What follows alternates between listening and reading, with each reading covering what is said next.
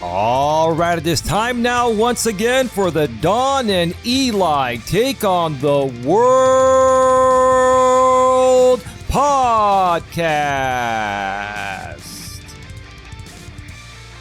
My name is Elias Melas, but you can call me Eli for short.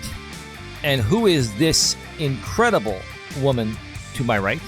Hi there, I'm Dawn Ledgerwood, your girlfriend. You are Dawn Ledgerwood, my girlfriend, my other half, my better half, a great supportive partner, and that is critical, right, baby? Absolutely. Having a great support partner in life is pretty much critical to a man's and a woman's success, right, baby? It works both ways, right?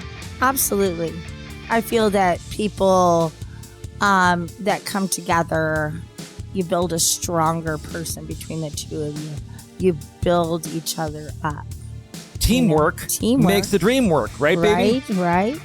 Teamwork makes the dream work, and I'll tell you this, in a relationship, you are teammates. Oh, absolutely. And I want to start off this show by saying, remember that teamwork makes the dream work, and women are just as equally important in the modern world as men are. Now, we do have our biological differences and other stuff, but as far as equal rights, we have equal rights and equal opportunities as long as we qualify, right, baby? Yeah, I agree. Yeah, absolutely. And I want you all to keep that in mind, what we just said here, because it's going to be a critical point of the show here today. But before we get to the topic of our show, let me first check in with my lovely lady and ask her, how has the past week been, baby? It's been very interesting again, as always, right? Yeah, absolutely. This week has been a pretty, it's been more busy for you than it has for me. Not too many doctors. I mean, I had one day this week where there were 3 appointments, and we were hustling that day we were running around everywhere. Yeah, to get to all the different places. So, and then one other appointment, and then otherwise the week has been very low key for myself. But yeah, like I said, Eli does a lot of the computer and all that stuff, with my ability, or I should say, with me becoming stronger and healthier every day. I'm able to help a little bit more in the house, but I don't want to and Eli doesn't want me to push myself too far right now, because I'm at a good point that we don't want any setbacks. Right. And I have an appointment with my primary this next week. Oh, wait. What's today's date? Well, we're actually recording this on Sunday, September 14th. It'll be released throughout the entire podcast network on Wednesday, September 17th, 2025. Okay, then I have to correct myself. It's going to be the following week. Okay. Then I'm going to see my primary. We're going to get it all updated and who knows? Maybe I'll be cleared of driving. Maybe I'll be cleared of working. I don't know. I mean, I would love to go back to work, but I have to be very careful right now. And I'm just listening to my doctors, Mm-hmm.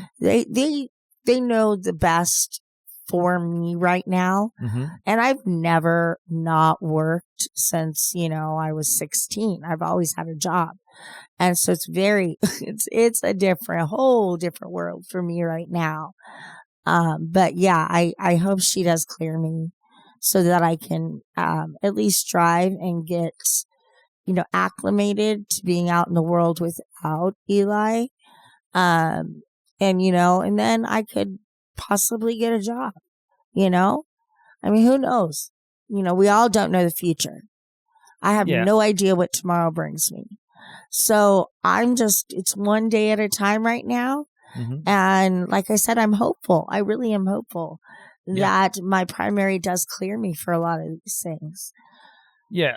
Yeah, I don't want to just sit here and bank on SSDI. I want to work. I want to get out there and be a part of the community and give my insight to other things other than baseball and television. Yeah. Yeah. So I would be very excited and very pleased to be able to go back to work. Yeah, that's nice to hear. And I mean, because women in the modern world, we tend to be a team, like we said, which means we both bring in money to the family. Yeah. Yeah. And that's going to play a critical part in this episode. We're going to get to the topic here in just a few. But yeah, hopefully, your appointment goes well with your primary care physician. I'm so excited. Dawn has dealt with a lot of physical and, mental things. The mental aspect is more of the neurological, what do you call it, the seizures. And she's dealt with a lot of other, physical aspects, sciatica and other things that you've been diagnosed with and all that. And hopefully, they'll be able to clear you and hopefully there'll be something that, you can do that makes you happy. You can do it on the side, because our ultimate goal is to build the GNA and do this full time. Mm-hmm. We just haven't gotten that funded yet. We haven't been able to, grow our audience big enough to generate enough revenue to fund, the great principles that the GNA has to offer the world to better help people become, a better person, get a better grip on their lives so they can accomplish whatever their hearts desire through the personal development that we teach here. So, yeah, we're taking it one day at a time, and God bless. That's what I can say, and I'm just very proud of you. I'm proud of how far you've come, how far you've turned things around. Because years ago it was just a struggle. It was a struggle for you, for me. We always have loved each other. We've always stood by each other. But yeah, there were some dark periods, and I'm glad that we worked through them. Yeah. And I wouldn't say dark as much scary. Scary, yeah. Maybe dark's a little excessive, but that's what popped into my head. Yeah, no, it's okay. I totally understand that. Yeah. So, as you can tell, Don and I are a little bit melancholy. We're a little bit what's the proper way to put it? We're a little bit down because of what happened, this past week. Episode number 26 of the Don and Eli Take on the World podcast. The title is Charlie Kirk's passing has greatly affected us. One more time, episode number 26 of the Don and Eli Take on the World podcast. This week is Charlie Kirk's passing has greatly affected us. Dawn agreed to do this show to share her thoughts from the female perspective, because a lot of Charlie Kirk's views were not, in my opinion, favorable towards the modern woman in a world of progression where women have equal rights and equal opportunities. Women are much more worthy of just being a homemaker, a housewife, being barefoot, pregnant in the kitchen, cooking, cleaning, taking care of the kids, taking care of the husband. Women have risen up, and they fought for those rights, and they got those rights. And Charlie Kirk's extremist viewpoints were the complete opposite of where the world is at nowadays. And I want to start off by asking you, because you're not big on politics. Let's be real. No. You're not big on politics. You don't really enjoy even talking about politics, but honestly, you've realized in some cases it relates to what we do, especially out on YouTube and in podcast land, putting out our content. We are constantly enthralled, in a political environment that is criticizing us and attacking us in many cases with, baseless, lies or baseless opinions or slander and stuff like that. Let me start out by asking you, because we're going to do a little monologue first, and then we have some websites we're going to go over that will show a timeline of statements that Charlie Kirk made that are very extreme in his viewpoints. They were very extreme. God rest his soul. It's sad that he passed away, and he did not deserve to die. But with the type of content he was creating and the message he put out in such extreme fashion, wow, I'm not surprised. Again, it was the wrong thing to do to execute this man for his views and opinions.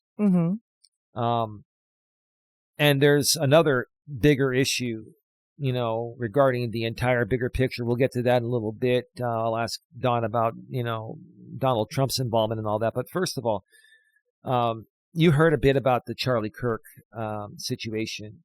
He was, basically murdered. He was assassinated, at a speaking engagement at a college campus. When you heard about that, what was your initial reaction? Who is Charlie Kirk? Honestly. So your first reaction was, who is Charlie Kirk? Because you didn't know who he was. I didn't know who he was. I knew obviously it had to be a political person, but I'm like, I really don't know much about him. So I'm like, that's horrible. I think it's asinine that, we're all fighting for our freedom of speech, but we all can't just freaking let it go that one person feels this way and another person feels that way. Yeah. It's like none of this is set in stone, what Charlie was saying. He was giving his opinion of what he felt would be right in the world today. That doesn't mean he was right or he was wrong. It all depends on circumstance. He happened to marry a woman who I believe extremely conservative, very traditional, traditional conservative. They call him tradcon. They call Charlie Kirk men like that want a woman like that. They call him a tradcon, traditional conservative. But go ahead. Yeah. Yeah. So over the week, I've been, we've been watching Chris Cuomo. And I've been getting a lot of insight to who this person was and why the assassin did what he did based on what's going on in the modern world. Big thing we discussed before. Okay, I totally believe in the Second Amendment, the right to bear arms. Absolutely. And so do I. But we need more psychological evaluations for these people that are issued guns. Now, we cannot prevent all of the guns that are purchased on the street to whomever they sell it to. I'm talking the law, right. The constitutional law. And your constitutional rights. Yeah. And people have gone so extreme with freedom of speech that it now, you can never be, you don't ever feel safe walking out your door or walking out of the studio. Right? What? Just for stating your opinions, right? Just for stating your opinions.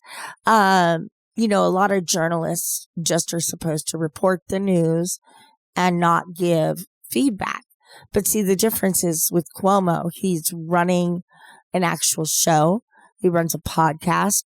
So, on YouTube, he has the Chris Cuomo Project, and then he's the anchor prime time on News Nation Monday through Fridays at 8 p.m. Eastern, 5 p.m. Pacific, and the show repeats 2 times, 3 hours apart later on throughout the night. 8 p.m. Pacific, and then 11 p.m. Pacific after that, I believe, and then just add 3 hours more to that for the Eastern time. But yeah. Yeah. But my point behind him is his motto is how to bring the left and the right together. To be reasonable. To be reasonable. Right. And it's not because I really like Chris Cuomo, which I do, but I honestly, in my heart, my soul, believe in what he is saying. And that's going to be the only solution. Okay. Otherwise, we will wind up in a civil war.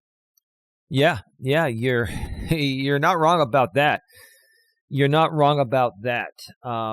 So, now you know who Charlie Kirk is. To bring a little more insight, Charlie Kirk, I believe was at 18 years old, founded an organization called TP USA, which stands for Turning Point USA. And, he wanted to basically share his views of how, the world should be compared to how it is. He focused a lot on traditional conservative values from the 50s. And I'm not saying that some people don't want to live that life. Some people may want to live that life, but the majority of people, I'd say probably 95% of the people in the world, want to be able to progress forward. And that also, within that 95%, in my opinion, that also includes some of the conservatives as well. A lot of conservatives didn't agree at all with Charlie Kirk's viewpoints because they were extremist views. And that's why I've always separated I call them the normal conservatives, the MAGAs, or the alt-right, are the right-winged extremists, right? And those are the people that, are going to support someone like, Charlie Kirk. And even, here's the funny thing. I believe even a lot of the MAGAs and the people on the alt-right, they're happy that we progressed and moved forward, and they don't have a problem with women having equal rights. But the problem is these people stick together and they contradict each other, right? And it creates this level of hypocrisy. And why do they do that? And this is what Chris Cuomo was saying. It all boils down to provocative content that gets a lot of views, such as on a platform like YouTube or other platforms as well. When you talk about extremist things that no one else is talking about, and it's provocative, the algorithm favors you, and then people tune into that. And the more people that tune in, the more that gets recommended, the more ad revenue they make, the more donations they make, the more sponsors they get. And there are actually sponsors out there that will sponsor this type of extreme content, right? And what I think happened to Charlie, yes, I do believe that's how he felt within his views. I think he amped it up quite a bit because it kept getting him traction. And then he would go out and say, prove me wrong, and then go on these college campus tours and ask people to prove him wrong.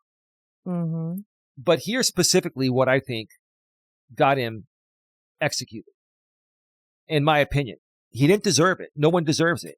I'm just saying, what do I think happened? I think he ate his own words.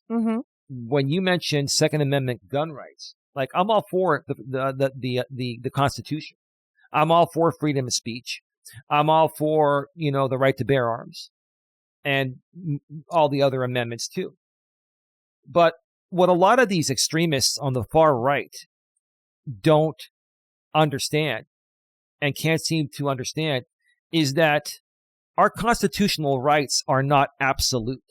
Okay. For example, Bochi is, that's distracting. I'm sorry. Already, Bobo. Go lay down, baby. All right, buddy. Go lay down. You made your camera debut. Not debut. He's been on before, but it's all good. He wanted to say hi to you, right? Wanted to say hi to me and everybody out there. So our constitutional rights are not absolute, meaning that you have freedom of speech. That doesn't allow you to defame people's characters by, blatantly making false statements and presenting them as facts to an audience of people that are only going to tune in and watch you if you present something as facts, especially if it's towards somebody that, that the creator and their audience doesn't like. Mm-hmm. And that's the problem I've had with people doing that to us on YouTube, or the problem we've had. They've severely slandered us. Slander is a form of, spoken defamation, and libel is written, right? Defamation, right? So I'm all for the First Amendment, but it's not absolute. It doesn't give you a free pass to blatantly make up lies about someone, and especially spread it very quickly nowadays through the internet. That's the other problem that Chris Cuomo was talking about. And I've always said it, and I agree with it, right? It's not part of your First Amendment rights to intentionally destroy someone's, or try to destroy someone's reputation by trying to say things about them that are not true, but you're stating them as they are true, right? Yeah. As far as Second Amendment gun rights, here's what I think got Charlie Kirk executed. It was his own words, and I say this respectfully because, again, I don't wish anyone harm, and he didn't deserve to die. No one does. Yeah, this is. But let me finish. Hold on. What I was going to say is, and I want to hear your response, is that he said that, in other words, and we're going to get to it specifically. I have a website which will list everything specifically. He said that it is okay to lose a few lives every year to protect our Second Amendment rights. So he said it's okay for some people to die. And the way I interpreted it is, we're not, doing any psychological evaluations on people to give them a gun permit. And because of that, we're giving gun permits to psychopathic people that are very mentally ill that should not have a gun permit, right? Yeah. Okay. And so he's saying it's okay to just give a gun permit to anyone off the street, right? And if a few people die because we're not screening out these people properly, then it's worth it, or it's okay to protect our Second Amendment rights. Well, how do we not know his killer didn't take those words literally and said, okay, well, you're saying it's okay for people to die to protect Second Amendment rights. Now he's dead. Now, I'm not saying that to be a jerk or to be insensitive, but honestly, he basically ate his words, in my opinion. Listen, it's not, I understand people are mourning over his loss. He didn't deserve to die, but that's what Charlie Kirk said. Yeah, and that's where I struggle, because he does have the right to say it. Whether it's right or wrong is like irrelevant right now because we've lost a human life. So yeah, if he was right, whatever. If he's wrong, whatever. Everybody has always had differences of opinions, but people don't always go out and just shoot the other person because, they don't appreciate each other's. Well, let me ask you specifically, is it okay in your opinion, babe, for anyone to die because we haven't done a good enough job of screening out people before giving out gun permits? Is it okay for anyone to die because of that? No. Okay. In other words, Charlie Kirk was saying that is okay. And I don't agree with that statement. Because, like I said earlier in the podcast, okay, yeah, we're going to lose 5 people randomly, like in one of these cases. But did we ever account for all of the guns on the streets that just are bought illegally? Right. Like, we don't have the opportunity to psych exam them. So that's the other scary part, where you're putting the idea in people's heads that it's okay if people die, just to protect that right. And I feel that goes against everything in the Constitution. Yeah, but also the right to bear arms is based off of having a gun permit.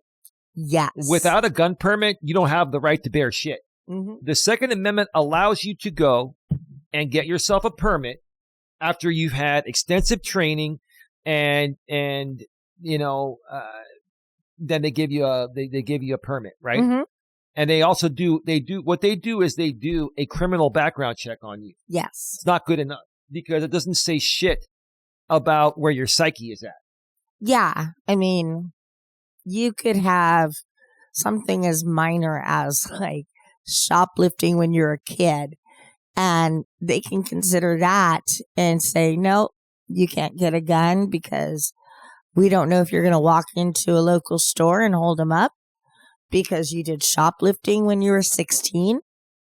You know, it's like you got to look at patterns in people's lives to determine where they're going, you know, right. because patterns will show the behavior, a pattern of behavior, right? Pattern of behavior, and it's the same over and over again. So, that's my soapbox on that. I don't think any life is worth protecting something. I absolutely appreciate the Second Amendment. I believe in it. Yeah, I do too. I believe anybody should be able to protect their home. I don't think it's okay for people to walk around that have no authority to walk around with a gun on their hip. Because of the unpredictability of people. Right. You know, some people can just be like, I don't like what you're wearing today, Pop. You know, it's like, you can't let it be. You just can't let it be. Every life matters. Every life. You know? Right. All lives matter. I mean, there was a big deal made about Black Lives Matter, and I was all for that. I understood the cause, but at the end of the day, all lives matter. Yeah. Including black people, including white people, including Asians and Hispanics and all that. Yeah. And Middle Eastern.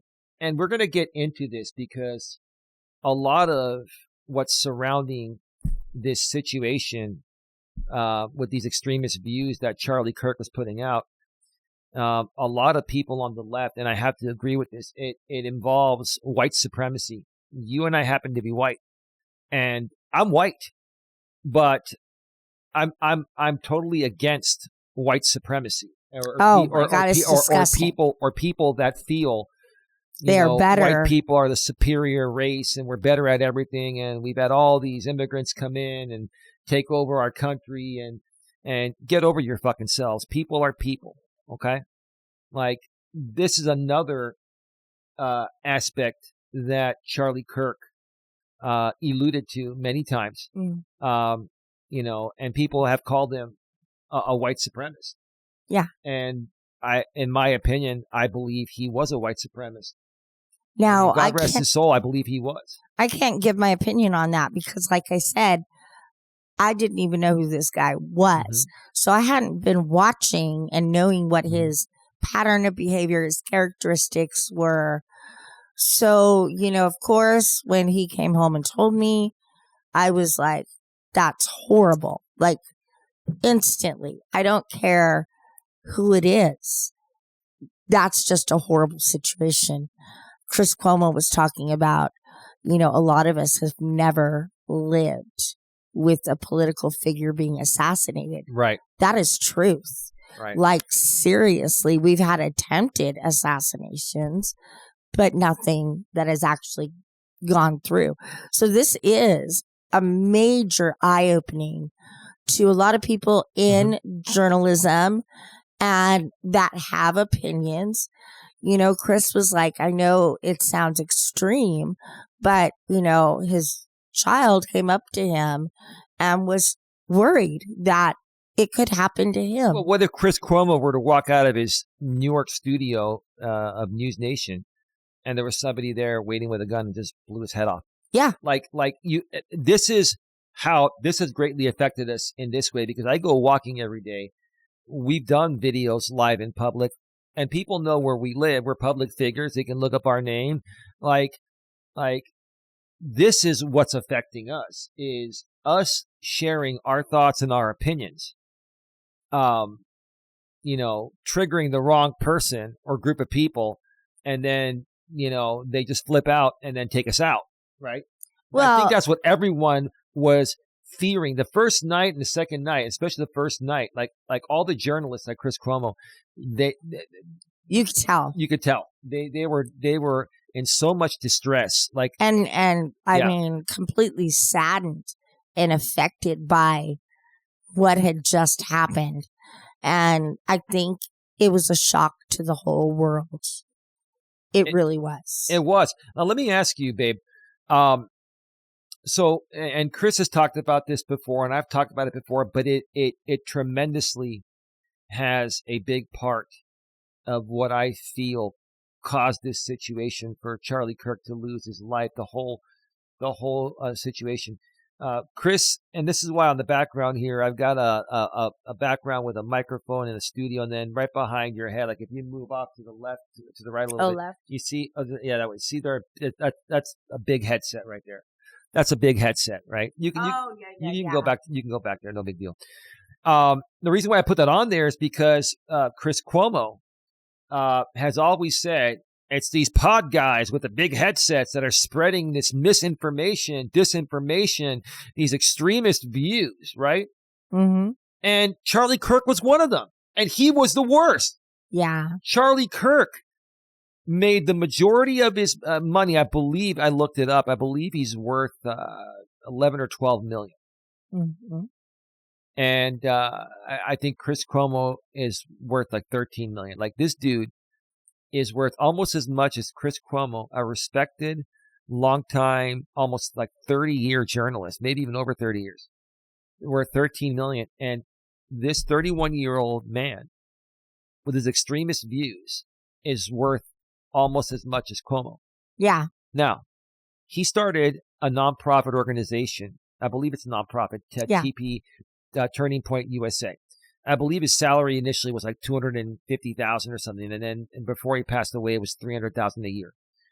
So that's a nominal salary. Yes. It's a nominal salary. You're not going to be a millionaire off of that's decent money, but it's not millions that you can make on a podcast.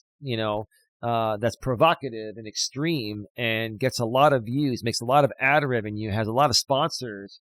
All right, there's a lot of merchandise being sold over that stuff, right? And so I want to ask you this. So Charlie Kirk made most of his money, in my opinion, and it should be a fact because that's where the money came from, the podcast. He has a podcast. He has a channel on YouTube. That podcast probably has made him 8 to 10 million of his net worth. Would you say that's a fair statement? Yeah. I mean, if I think about it, yeah, probably. I don't understand also, like, I've watched a couple of these shows about how revenue comes in. I know you get ad revenue and donations, but when it's that big, I don't know exactly how it's going because there's sponsors. So on YouTube, here's how it works. You get paid a certain amount of money for every 1,000 views you get on YouTube, for example. They call it cost per mil. It's like a Latin phrase meaning cost per like 1,000 views, right? But depending on the type of content you create, advertisers are willing to pay more money for certain types of content. On average, our content is making about $10 per 1,000 views, but then we split that with YouTube and Google. YouTube and Google gets 45%, we get 55%. So on average, we're making about $5.50 for every 1,000 views. Now, that's not a whole lot of money, but what if you're getting millions of views? Then you're starting to make tens of thousands of dollars per video, right? Yeah. And that adds up.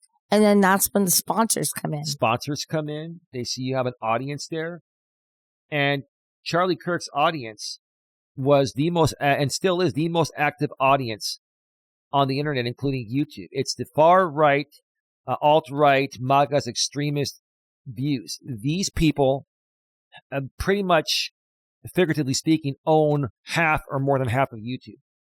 All their content gets favored, gets pushed up over everything else. And why? Because it makes the most money.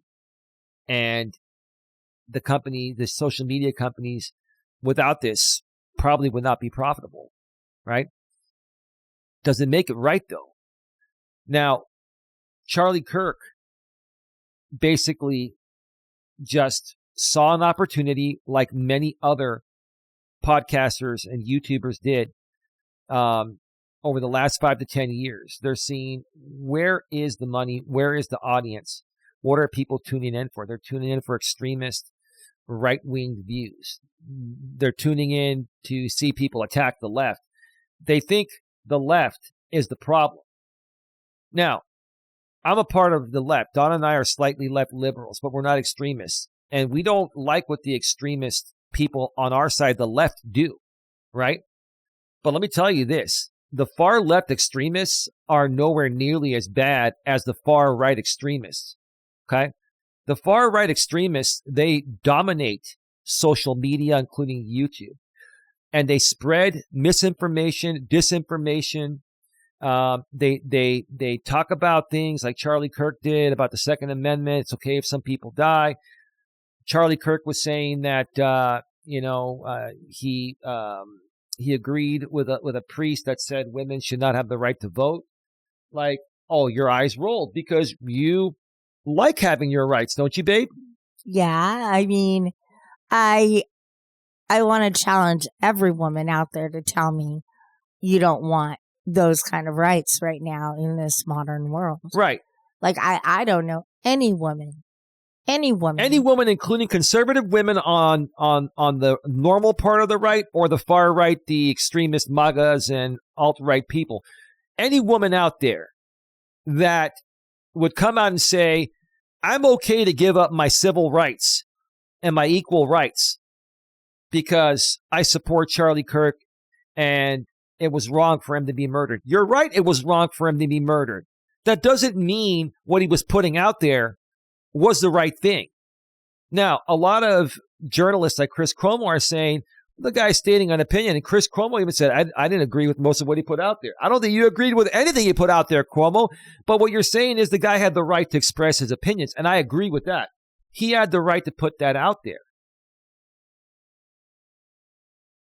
But because of how crazy the internet has become, and because of how Trump has been running the country, and because Charlie Kirk was very close to Trump. He was a Trump ally. He spoke at Trump rallies before Trump got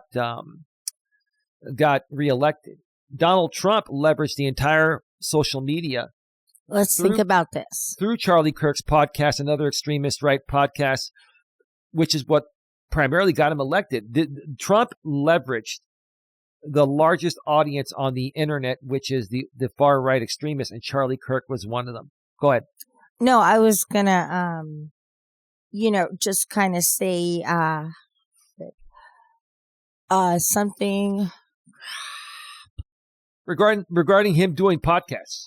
Yeah. Shoot. Move on because I lost my train of thought and it'll come back to me. No worries.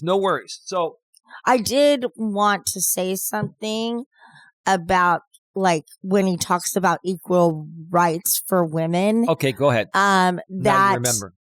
Yeah, because that, like, okay, I want to ask any woman out there, if your man was making $300,000 a year, would you want to work? Do you need to work? Or would you like to stay home and raise your children? Every woman's going to choose staying at home to take care of their children. That's true. That could be true for most women. Because I would say 80% of the regular American population, they don't have that opportunity. It has to be a dual income, So the wife almost doesn't have a choice to work at times. Right, but the point that I think you're trying to make, and let me ask you directly, is that, I think most women would want to do that or may want to do that. But does that mean they should give up their civil rights and their equal rights that they fought so hard to get? They should always have their rights, even if they choose to not use those rights. Should they have their rights taken away from them? No, because that's the beauty of having these rights is that you can choose. It's your choice. Choose to participate Right. or not participate. Correct. And that was the beauty of politics in my eyes. When, I obviously and voted for the presidents and all that stuff. But like I've told him, when it comes to all of these other propositions and other things, I don't have time for that shit, And so I really never read into what the propositions and how they actually do affect a lot of the country, and, it's amazing. And I brought up the women because a lot of people are stuck on the women who want to give up their rights. I don't think his wife wanted to give up any rights. I think she was just very loyal and supportive to her husband. And she figured, what do I need to get a job for? I'm just going to support him, Nothing wrong with her not getting a job. Yeah. The problem is, did she at one point ever sit down with her man like you've done with me and said, I'm afraid you may not come back one night? Because you've said that about me when I go on my walks, and I love you because you're right. Did she ever one time sit him down and say, honey, I'm scared for you. I'm afraid some of the stuff you're putting out there is pretty, it's pissing off a lot of people. Yeah. Right? Or did she just be the good girl, be the subservient, overly conservative woman that basically in her mind gave up her civil rights and equal rights because that's what her husband wanted in a woman, right? So you know what I think it's funny is because ask these women who are in this situation, and then ask them, what would you do if you were in this other situation? Absolutely. If you had no other choice on the planet to survive other than doing this one thing. It's like, she was obviously single before she married him. Now, okay, I understand. They met in 2018, I think is when it was. So they haven't been together too terribly long. Yeah. Now Did it to me again. Okay. Let me ask you this, because I think this is where you were going. Okay. On Cuomo the other night, and this was broadcast everywhere, 2 days after her husband dies, Kirk's wife, I can't remember her name, she did a live address. It was about 17 minutes long. You and I were watching it live. And I'm not saying she wasn't distressed, but I didn't see an incredible amount of distress. I felt, and I think you agree, that it was a plug to promote Turning Point and her husband, her deceased husband's podcast. Yep. She was sitting there saying, oh, yes, in his honor, we're going to honor his chair and continue the podcast. Well, I think that's disrespectful. That was his baby. I think, go ahead, run Turning Point. Get that up and going and great. Right. But I believe the podcast, if they want to do an extension of one, it should be like not the Charlie Kirk show. She exploited having the world spotlight and used it as a promotional opportunity to move it forward. Now, she says she's going to do it for her man. Okay. Right. That's wonderful. How do I say this the right way? That's reasonable. I can understand that. But she kept on mentioning go to TP.com, and her husband just died 2 days ago. The point I'm trying to make is, yes, she tried to make it like, it sounded like an advertisement, because somebody in extreme emotional distress 2 days after her husband was executed that truly loved her husband would not have even done that video. I would have thrown everything away, because that right there is what killed my husband. I am not going to continue the madness in the world and potentially have another loss of life. If she keeps it going, there's going to be more executions. Yeah, and just take the time. First off, remember he's a person. He's your husband and the father of your children. Assassinations. Sorry, go ahead. There's going to be more assassinations of people like this. Yeah. Yes. And the problem is they're not thinking, okay, I don't think Charlie Kirk ever thought this would happen and his new bride and his new babies were going to be left alone. I don't think he ever believed that would happen. Let me ask you this, and then we're going to get into these postings, and I'm sure you're going to take a break before we do that. Yes. If something were to happen to me, God rest, God, please, I'm just saying, let's say something happened to me similar to Charlie. Would you, even if the media offered you to do a live, a live interview, would you do that 2 days afterwards? I don't think I'd do it 2 days afterwards, but how long after do you think is proper? I feel it's appropriate within the week after. So you say 2 days was too soon? 2 days was a little too soon. I would agree with you on that. Because in those 2 days, aren't you planning everything? Oh, wait.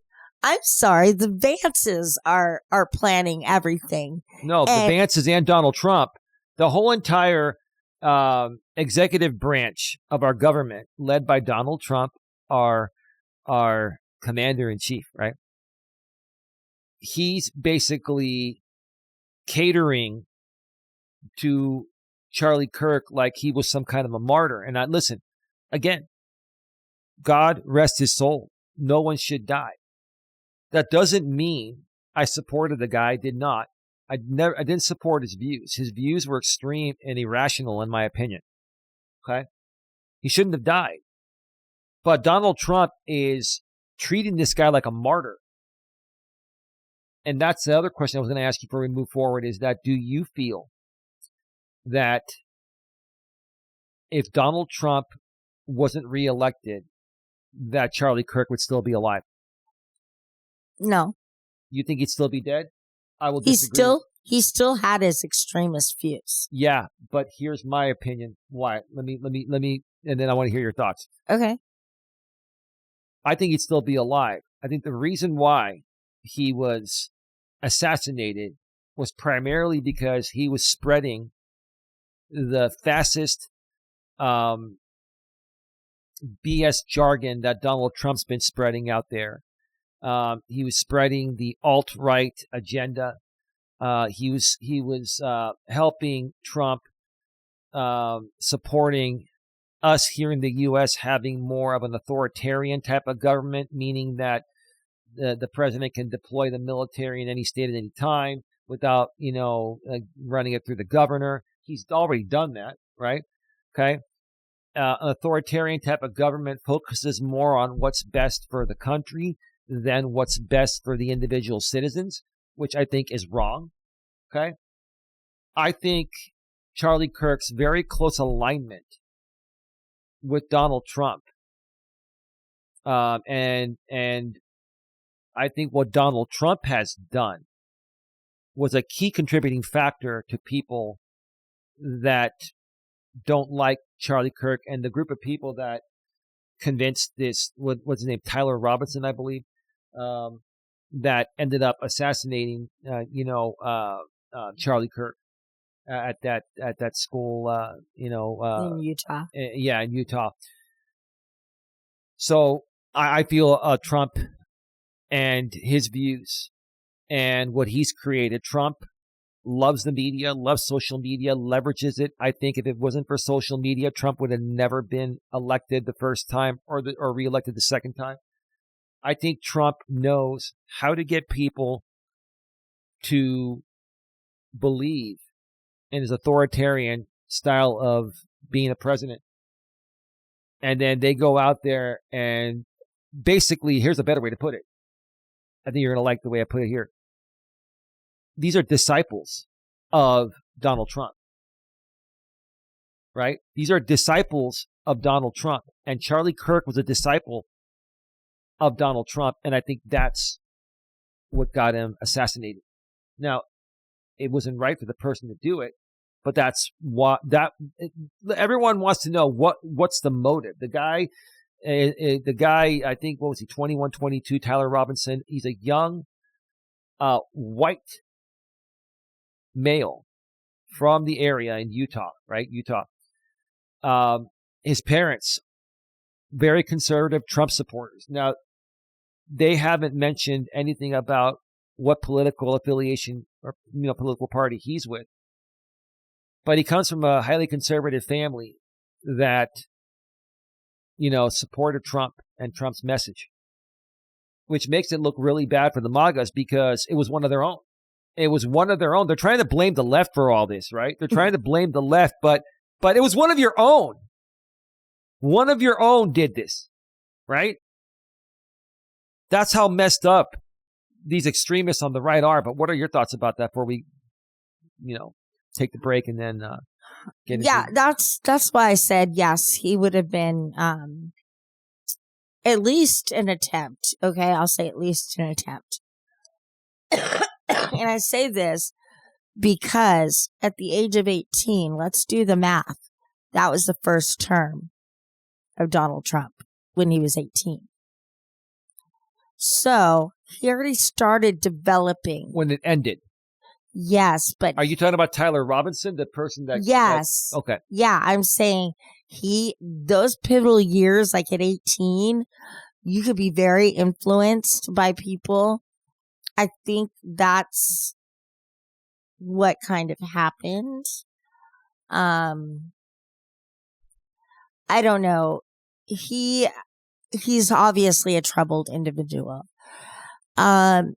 But like Eli said, he didn't come from like trash. He didn't come from like meth head parents. Meth is a horrible disease to have, like being addicted to that. That's the worst. And just what I'm saying is like, he came from good people. And even though they were conservative, I believe, they had reason in their head. They weren't going to flip out and just kill anybody, Mm-hmm. And I believe it was his uncle who the father contacted, who was in law enforcement. And I believe his father was a former sheriff. But he had somebody currently. Well, he basically contacted their priest. And the father and the priest ended up, turning him in. Okay. I mean, you have to. I mean, when you go to the priest, of course. If you're a priest, or even if even if it's your son, if you don't do it, it's called obstruction of justice. I can't even talk. Yeah, that goes with everything. Of justice. Even lawyers and doctors will have to disclose that information because it's a potential harm to the environment or. And community. If they don't, then they can be arrested. They can be held liable for obstruction of justice. Yeah. So anyway, sorry, dry throat. Anything else you want to say before you run off, take your break, and then I'm going to share with everyone all the, where they can find us and all that. And then when we come back, we have one more hour. We're going to go into these postings. They won't take too long. Yeah, I just want to start off by saying this is a horrible thing our country is going through right now. It's really messing, I think, with everybody's head. Nobody knows, what's right or what's wrong anymore, because some people are saying that this kid it was okay to shoot him. And then there's obviously the other side that are like, hell no, that was wrong on every level. So it's just, this country has become so divided that, and not even just divided by left and right. It's like, there are so many different divisions of just chaos and hate. The amount of hate I feel the MAGAs have is just off the charts. Like, they hate themselves. They hate everybody around them. They hate anybody more successful than them. It's like they get into the cesspool of depression. Well, they don't like progression because it's more than just the white man here now. It's everybody. And everybody has equal opportunity or equal opportunities and equal rights. And what is he going to go do and make all the water fountains either white or black? I mean, come on. No, Black people have to sit in the back of the bus? No. Fuck you. Yeah. It's a lot of the people that are very traditional conservative that, do not want to evolve into where the world has gone to. America has always been the land of opportunity, right? People come here for opportunity. We've always let people in as long as they do it the right way. And we're very, multicultural. That's just the way it is. You got these traditional conservatives, these white supremacist people that just don't like that. And the reason why they don't like it is because they're being surpassed by all the immigrants that are smarter, more educated, making more money, more capable. And I hate to say it, a lot of these alt-right people are dumb as a rock. Oh my God. I hate to say it. I don't it's like they're all trailer park trash. Yeah, they're trying to lash out and have a say, and that's why they do these podcasts. That's why they do these podcasts, because without that, what would they amount to? Yeah. They could amount to something more if they worked at it, got educated and, became a better person, but they're just choosing not to. They're choosing not to, right? Love thy neighbor as thyself. And treat others the way you want to be treated. Just because someone is Hispanic or someone is African American and you're white doesn't make you any better, doesn't make them any worse or better. We're all the same. We're all the same. And that's what it all boils down to. Mm-hmm. It's just really sad what our world has amounted to. This is not what the Lord intended. No. But anyway, so do you want to go take a break real quick? Yeah, it's a good time for a little break. Let me go ahead and turn the camera off on the YouTube side. We all know the first break. Okay, so go ahead, baby, and I will let people know. Gotta take this off. I will let people know all about our organization. Yeah, where they could find us in the organization. All right, so while Dawn goes and takes a break for a second here, I want to remind you all that if you're listening to this podcast on the audio-only podcast network, we're on Apple, Spotify, we're on Amazon Music, we're on My Lady's Favorite, iHeartRadio, we're on Amazon's Audible, and we're also on YouTube's Music, and all of the rest of the unknown podcast networks. We're there as well. Wherever you find this audio only, if you would like to view the video version, which is the same thing as the audio version, but with video, it's on our main YouTube channel, GNA, Genuine Personal Development. GNA is short for Genuine Networking Association. It's the organization I founded in 2011, and it's now gone more online as a personal development, organization. Go in the description section of wherever you're listening to this audio only. You will see the link there to that video. Click the link. That'll take you to the main channel. When you get there, subscribe, bang the bell, select the notifications so you don't miss anything. Within that podcast video and the description of that podcast video, when you get there, if you go down a couple lines, you will see a link to our secondary YouTube channel, which is GNA2, Genuine Live Personal Development. And that's where I do, if not daily, almost daily, Walking with Purpose streams, where I walk for an hour or two each day. I take a few days off every now and then, but I pretty much walk about 350 out of the 365 days of the year. We have a topic, but it's pretty much an informal atmosphere where people can come into the live chat and they can ask any questions regarding whatever we're talking about, or anything in general regarding personal development and anything they're struggling with and they want an opinion from myself. You can ask there live, or even on the replay, you can ask it in the comments section. But it's better when it's live because you can actually engage with me. So yeah, make sure you subscribe, you bang the bell, and select the notifications for, the secondary channel as well. And that way you'll be fully connected with us. Also, wherever you are seeing the description section of our content, podcast or otherwise, if you would like to donate to support the organization and help us get funded so we can, further spread what we do to help people through personal development, links are below in the description as well. And sometimes Dawn even joins me on these Walking with Purpose streams. She hasn't in a while because of some medical issues and stuff, but those are being resolved, and hopefully Dawn will be walking with me at times on these Walking with Purpose streams soon. So yeah, Dawn is back. Before we turn the camera back on the YouTube side of things, let me just wait for Dawn to get her headset back on. And I'm good, hon. are you good? Okay. Yeah. All right, we are good. All Wonderful. right, welcome back, baby. Let's get right to it because we're at an hour and 1 minute. We're going to wrap this up right at the 2-hour mark. And we got a lot to go over here. I mean, it shouldn't take too terribly long, but it'll take the full hour. So we've got some articles that I want to show you folks. Sorry, I just read that. Go ahead. Yeah, I just read the title myself, and so I was like, and then now go ahead and read it. Well, I haven't even shown it on the screen yet, baby. I know. Well, let's just go ahead. That's how disturbing that first sentence was. Let's go to the browser source here. All right. So this first article is from The Guardian, and it's involving the Charlie Kirk shooting. It's titled, Charlie Kirk in His Own Words, Prowling Blacks and the Great Replacement Strategy.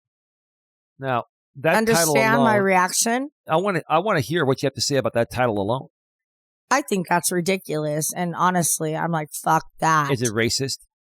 Oh my God, that is so racist and so disgusting. I'm sorry.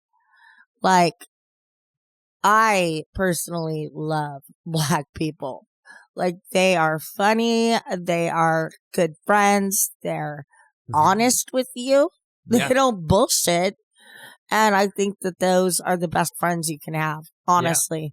Yeah, right there. It just, says it. This guy was a racist and a bigot. And, listen, God rest his soul. No one deserves to die. But come on.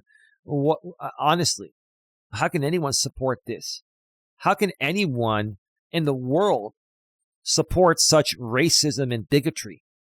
Well, that's one thing I've never understood is who the fuck died and made this white person God? Like, literally. And, I feel it's very sad that we're just focusing on Charlie Kirk when there are several others out there that are doing the same thing. Maybe not as extreme, but they're doing the same thing. And they're just as at risk. And, Eli said it earlier. Like, it's ridiculous. These people are killing, like, the same people that believe in what they believe in. It's kind of ridiculous. It's what is the word I'm looking for? Is it redundant in the way that works? Is that the right word? Regarding what? Oh, were you not listening to No, me? I did, but I'm trying to figure out what you're trying to say. I can't speak for you. Okay, I was just trying to think of a word, but okay, I think people get the point. I just think it was, the whole thing was obscene, maybe obscene. Obscene, and I was like, it's disgusting and vile, and racist, the relevant or racism, bigotry. It's just unbelievable. Well, my thing is like, okay, so one person's Black. Why the fuck would they be racist against anybody else? Because they know what that feels like directly. Some of the people I respect the most are Black, and I'm white. What does it matter? What does that matter? No, I have respect for some white people. I have respect for some Black people, for some Hispanic, some Asian, some Middle Eastern. I mean, you name it, South Respect African. is not based on your race. It's based on Who your attitude. you are. It's based on who you are as a person. Yeah. Like, honestly, this... I went to high school in San Jose, and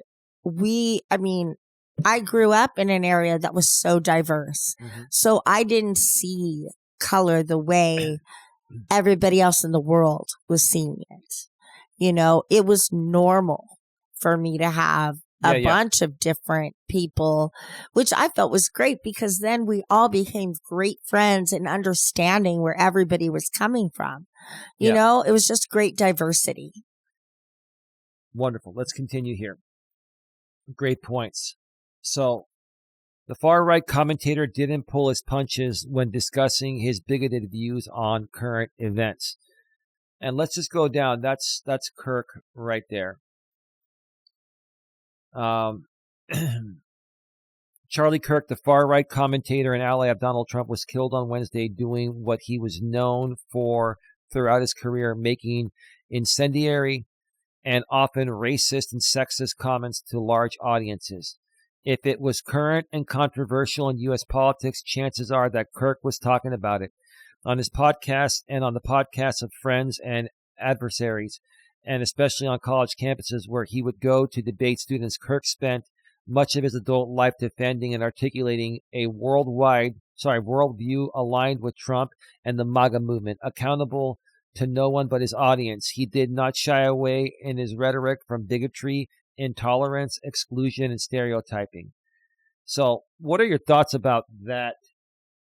You know, what right there, that opens you up for controversy, and it opens you up for a division of, you know, people's thoughts and opinions on what's going on in the modern world. Yeah. And again, I mean, he was a huge MAGA supporter. He was a Trump ally. He basically was a Trump disciple. He lived Trump's words as gospel. And about a year ago, an assassination attempt was put out on Trump. The views that Donald Trump has are not good for this country. The views that Donald Trump, in my opinion, the views that Donald Trump has and what he's tried to do in many cases with his presidential power are not good for this entire country or this entire world. Mm-hmm. People have had enough of it.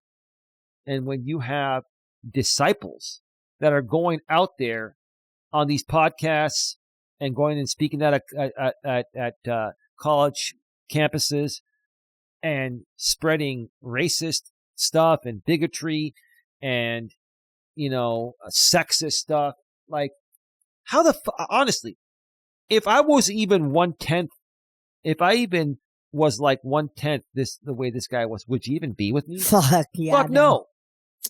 No, Not again, let's all. be clear. The man did not deserve to die. No one deserves to die over their speech. But this dude was a Trump suck-up. This dude not only was a Trump suck-up, he leveraged all this to make money.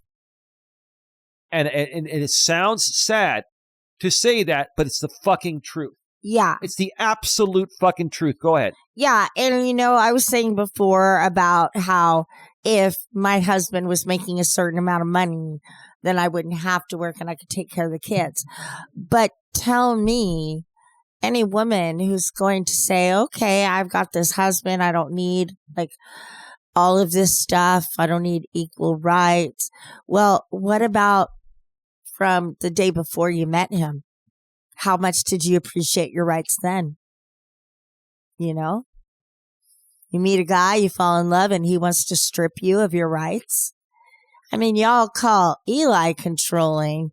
My God. I'm nothing like Kirk was. I'm nothing. My views are nothing like Kirk's views were. And like you were saying earlier, like if you are going crazy on an idea, I'm going to say, hey, bring it back a minute. You know, just take 2 steps back from that. How did his woman put up with this? Like, that's an honest question. why do you think a lot of women are like self-medicating and drinking wine all day? You know, they have their little... Well, he was making the big bucks. She had a nice house. She had everything handed to her. So as long as the guy's alive... all those women in the neighborhood all collect with each other, and they have their little book clubs. And their tea parties and shit like that, right? Well, not a tea party. We don't have tea parties. That's a figure of speech. We're not fucking That's a figure of speech. Go ahead, baby. Yeah, no, I'm saying book clubs or, you know... Wine parties, not tea parties. They're fucking wine parties nowadays, right? Yeah, because we're not fucking 6 years old. That's a figure of speech, baby. Women used to drink. They used to have the tea parties. Yeah. Yeah. In childhood, but, you know, we grew up. Yeah. And you know, it just... I think it also creates division in the marriage, too. You know? Because... I don't know. I mean, what? Let's go through a timeline of what Charlie Kirk said. Okay. How's that? That's great. Okay. So, hear Kirk in his own words. Many of his comments were documented by Media Matters for America, a progressive nonprofit that tracks conservative media. This is him on race. Let me read a few of these, okay, before we get your response, okay? If I see a black pilot, I'm going to be like, boy, I hope he's qualified. The Charlie Kirk Show, January 23rd, 2024. If you're a WNBA pot-smoking black lesbian, do you get treated better than a United States Marine? The Charlie Kirk Show, December 8, 2022. Happening all the time in urban America, prowling blacks go around for fun to go target white people. That's a fact. It's happening more and more. That's a slanderous statement. That is not a fact. The Charlie Kirk Show, May 19, 2023. That's a slanderous statement. I mean, honestly, but who's going to sue him? All the white, all the black people? Sorry. Let's see. Hear you. What It's going to be a black people class action lawsuit. Yeah, exactly. An African-American class action lawsuit. Like worldwide, or at least, you know, throughout in the United States against Charlie Kirk. Like, wow. And these people on YouTube think my views are fucked up. Listen, I'm not perfect. I don't always get it right, but I am nothing, baby. I am nothing as extreme as this. No, right? But like I was saying, and you were saying this before about his wife, like if you were getting out of control and you were saying things online, and I've said this to you before, I'm not comfortable with you, like acting like that, you know, representing us a certain way. And then you're like, okay, well, this is why I do it. And then I tell you, well, this is the reaction. And so that's a way of us communicating and working together in this business to do what's best for our viewers. For everyone, for the best overall interest of every single individual person. Yeah. We take the individual person's wants and needs into consideration, right? So that's how we work around here. Yeah. Does that mean we're always going to get it right? No. Nope. But when we don't get it right, we do our best to apologize sincerely, and you know, we do our best to get it right. Nobody's perfect, and we realize that. What we're doing out here, we're not always right. You know, we're giving our own opinions. And, you know, an opinion, honestly, isn't right or wrong. Yeah. It's just your opinion. So here's, my God. If I ever said any of this stuff, I would hope you would slap the shit out of me. Or your mother would slap the shit out of you. Would both slap the shit out of me. Your father would raise from the dead. You know what? I would just say, you know what? Beat the shit out of me, ladies. If I ever beat this fucking crap out of my head. This is what he said on January 3rd, 2024 on the Charlie Kirk Show. If I'm dealing with somebody in customer service who's a moronic black woman, I wonder, is she there because of her excellence, or is she there because of affirmative action?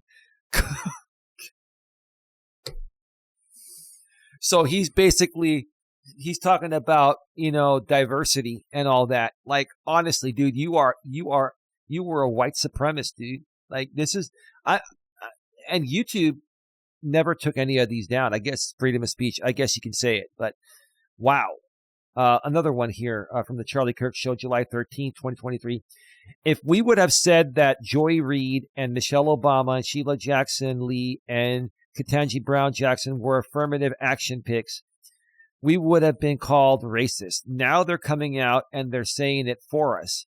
You do not have the brain processing power to otherwise be taken really seriously. You had to go steal a white person's slot to go be taken somewhat seriously. Wow, this guy was a racist, a bigot, a sexist.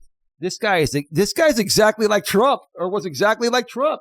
This guy was like mini Trump, like more Basically, than Trump's son. He took the bullet for Trump. Yep. Literally, guy took the bullet for Donald J. And this is what I was saying, and this is why I wanted to do this podcast, which will probably not be seen by many people, but we're speaking about the truth here. This is the truth of the matter. No one's talking about this, but this is the truth of the matter. And I didn't coach my lady on this. I didn't coach her on it on purpose because I want to see her raw answers. And I got to tell you, I appreciate you. Oh, absolutely. You know, I'm always going to be truthful. It's more valuable for you to come out here on this topic unprepared because it's going to show how it affects even people that didn't even know who this guy was. Yeah. Right? I mean, I pretty much always come unprepared, which sounds horrible, but it's more of that morning. He tells me what our topic is. And I mean, like we discussed throughout the week. We don't script shit. You know, we bounce ideas off each other. Do we script anything? What? Do we script anything? Script? Do you see a piece of paper in front? Do you see a teleprompter? Nope. No, but yeah, go on. Oh, are you ready for me to? Well, yeah, but go on. All right. Well, let's go back here. So I'm sick. This is Charlie Kirk on the topic of debate. Okay.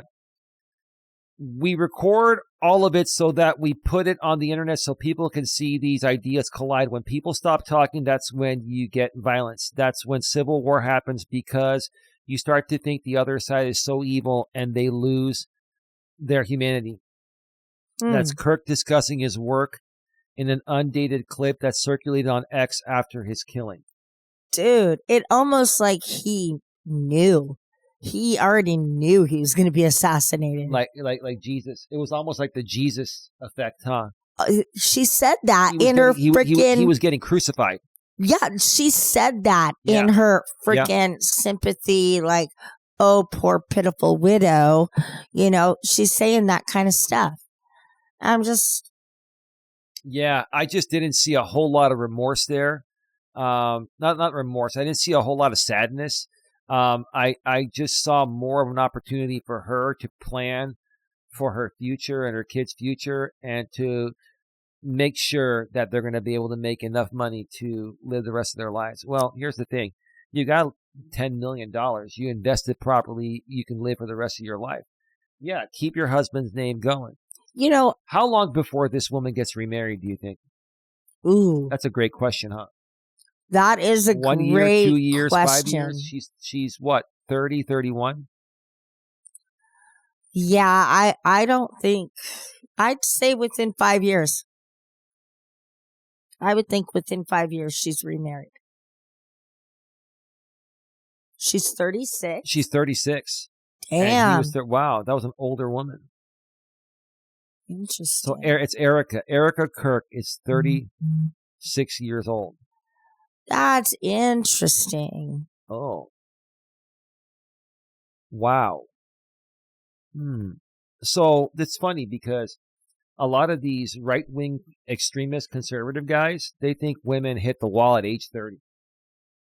So he met her 7 years ago? She was 29, about to hit 30. So technically, according to the stereotype of these white supremacists, and I've seen them on YouTube in the past, like she was about to hit the wall.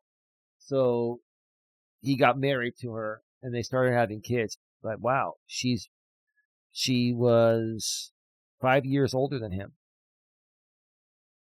Wow.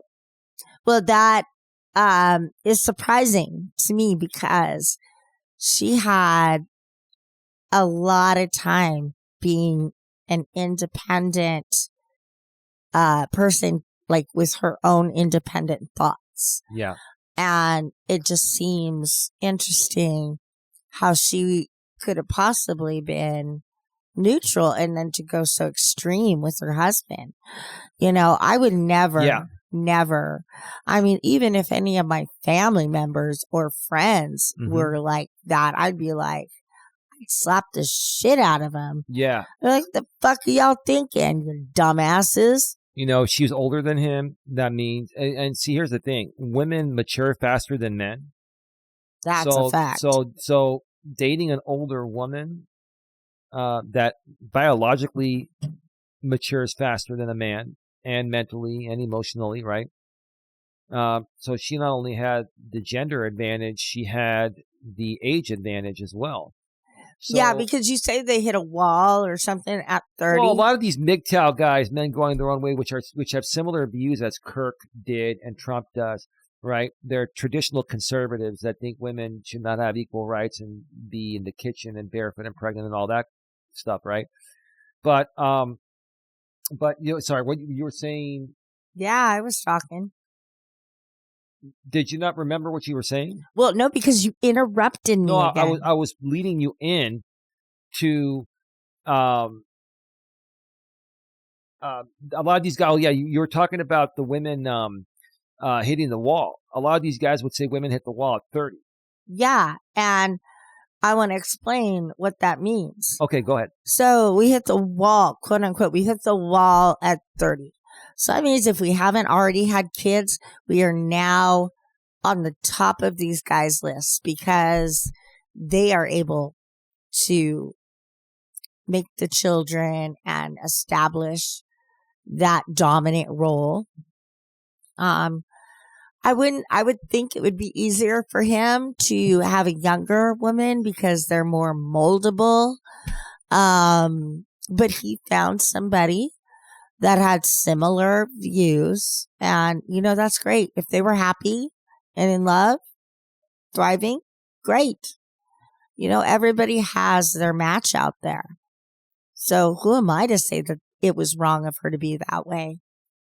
You know, if they were happy, so be it. Yeah. So if you're looking at, you know, when they meet in 2018, 7 years ago. Okay. So 7 years ago, she was 29. And 7 years ago, he was 23, was it? No. Yeah, 24. 23. He's 31.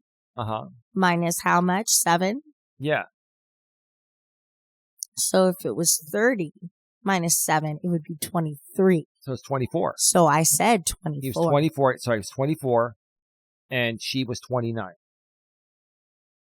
So you're looking at a 24-year-old. At 18, he started, you know, Turning Point USA. At 18 years old, a man is not a man. You're still a little boy. You're still learning. He started getting into this, and then he meets her 6 years later. Maybe she liked the nonprofit thing. Maybe she saw stability in him. But again, I'm not trying to criticize or overly dissect the guy, but a guy, he was a good looking dude, decent looking guy.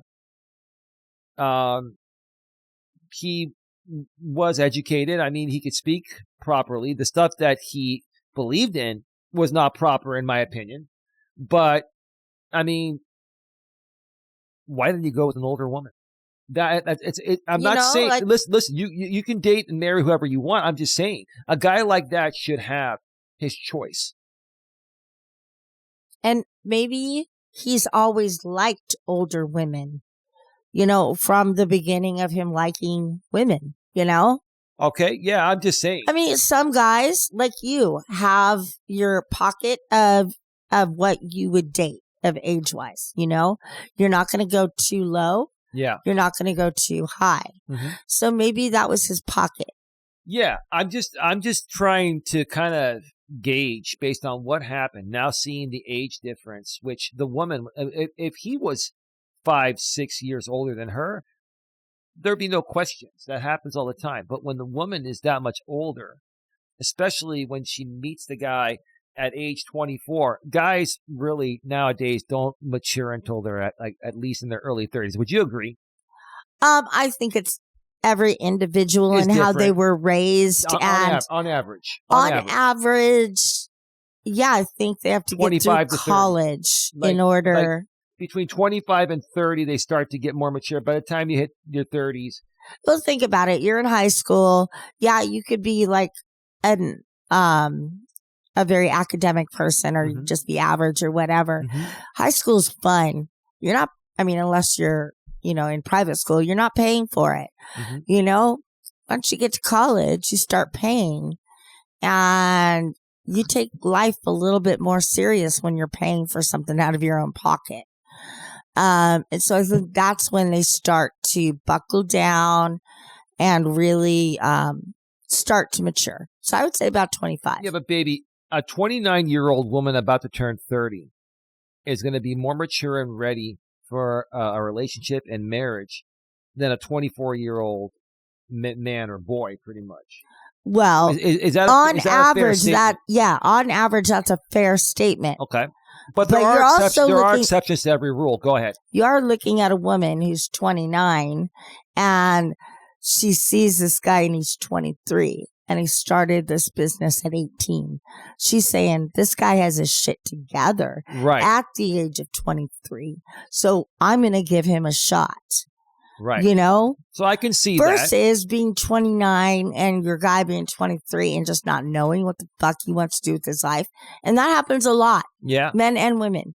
But, if I was 29 and I was going through that, I wouldn't feel secure enough to have it be a relationship for the future.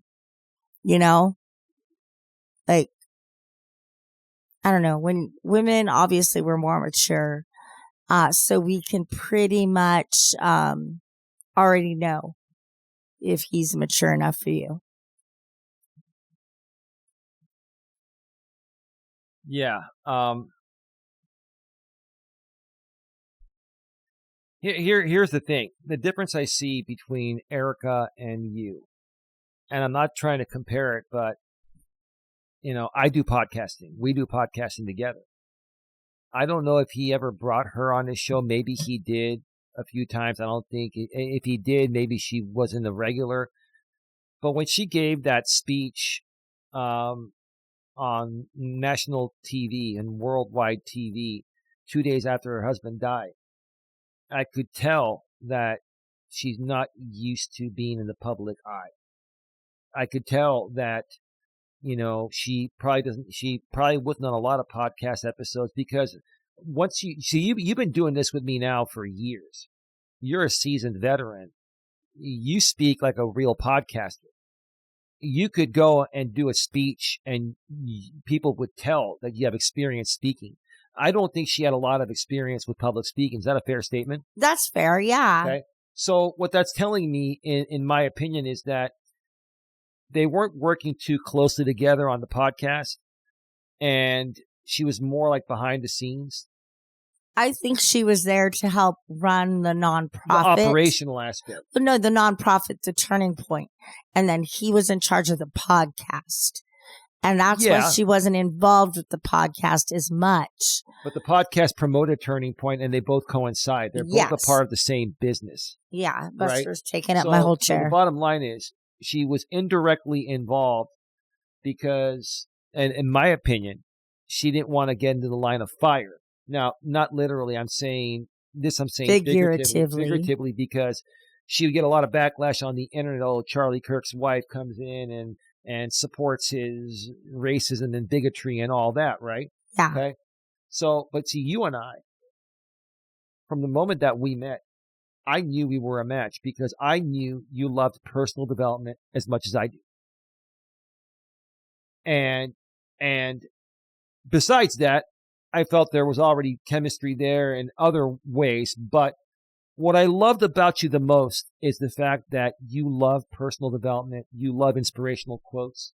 and you love helping people, and you used to be a nurse. You love helping people.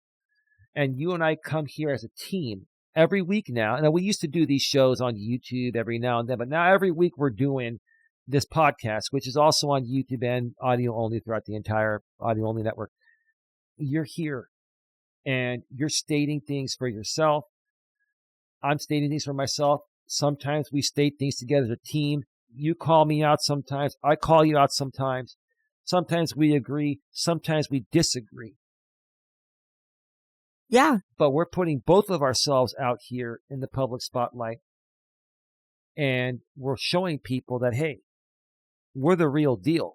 Is it perfect? No, no relationship's fucking perfect. No. But I love her. And I love you. Thank you. I didn't want to put words in your mouth. I'd rather hear it from you. Thank you very much. But no matter what happens, we're here together. We support each other. And most people out there don't have the balls to even try to get their woman to do a show like this. I have the balls, but more importantly, she has the balls, even though she's a woman, figuratively speaking, of course. Hey, mine are just up here. She has the balls to come out here and sit next to her man. I'm sitting next to her. We're equal. I'm not any better than her. She's not any better than me. I'm not trying to one-up her. She's not trying to one-up me. Now, sometimes we have some playful banter where it appears that way, and we got to entertain you at times where it gets boring. But we're a team, and we're here next to each other. And if we disagree on something, we talk about it. I don't see that here between Erica Kirk and I didn't see that happening here between Erica and you know, we don't know. And Charlie. We don't know this for a fact, but this is your opinion. It's my interpretation based on what I've seen and heard. It's my opinion. Yes. It's my interpretation. I'm not stating anything as fact. I'm just basically using, common sense and deductive reasoning and putting myself in the situation because I am a YouTuber. So is Dawn.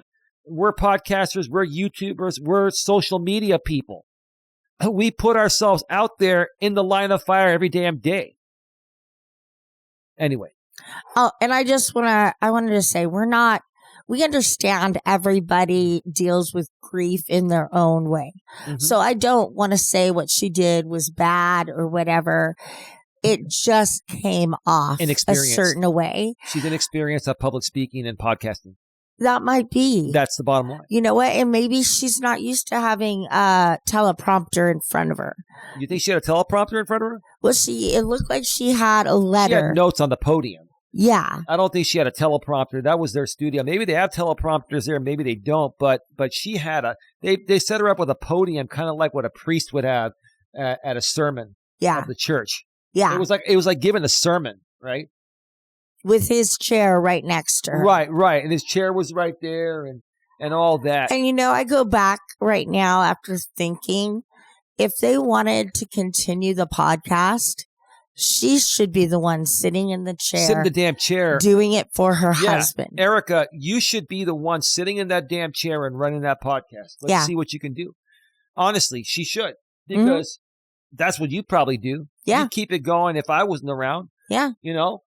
So I would do what I could, and I would heavily rely on our team, but I know the team we have would rally together and we would get it done. Let's continue, babe. We got to get through this. We're at 1 hour and 33 minutes. This has been great. Like, honestly, I knew this was going to be a good topic. I love your opinions. I appreciate you. You bring so much value to all the shows, but this one that's on so many touchy subjects involving women, you bring so much value to it. Thank you. Go ahead. Oh, yeah. No, I mean, I'm 50 years old. I've gone through. I'm 51. I know you're 51. We're not, comparing ourselves. Go ahead. So I've been on the planet for 50. I'm dating a younger, hotter chick.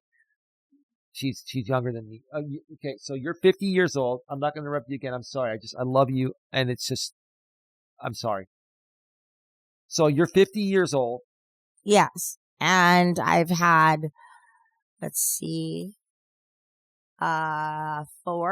four long-term relationships with 4 very different men. Mm-hmm. And It's like my ex-husband, let's talk about him. Conservative. I've always been liberal. He's conservative.